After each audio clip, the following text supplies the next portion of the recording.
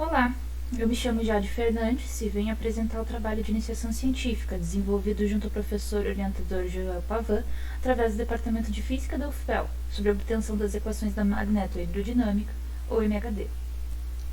Este trabalho foi desenvolvido ao longo de aproximadamente 8 meses de estudo e consistiu em estabelecer os fundamentos da teoria de fluidos e das equações MHD com o objetivo de utilizá-las posteriormente em simulações numéricas. Iniciamos o processo através da equação de Boltzmann, que descreve o comportamento coletivo de uma quantidade de partículas de um tipo alfa num espaço de fase quando sujeita a forças, tanto internas quanto externas, onde este termo à direita representa a variação da função de distribuição por conta das colisões entre partículas.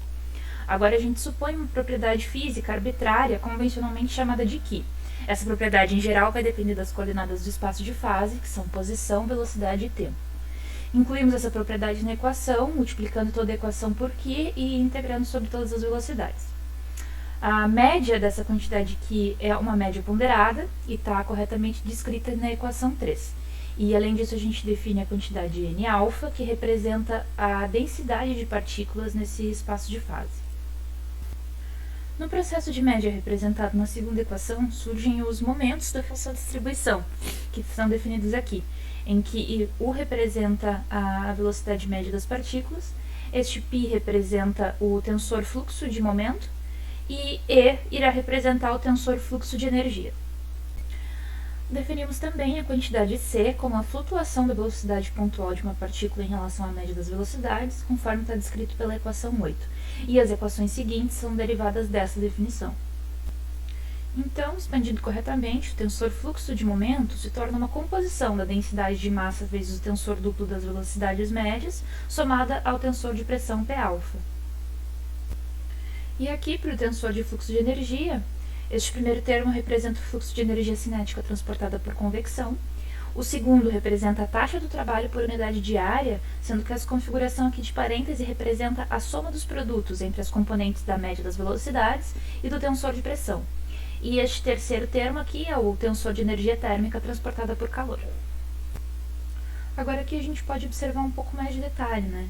P-alfa é definido como a densidade de massa escalar o tensor duplo das parcelas randômicas das velocidades. E Q-alfa é a mesma densidade de massa, só que escalar com o tensor triplo de velocidades randômicas. Além disso, fica definido aqui o vetor fluxo de calor, que representa a transferência de calor em função do movimento randômico, e cujas componentes são descritas pela equação 15. Então, de posse dessas quantidades, a gente pode reescrever os momentos da equação de Boltzmann da seguinte maneira. Essa primeira equação aqui é a equação da continuidade, em que este termo S-alfa representa a perda de partículas devidas às colisões.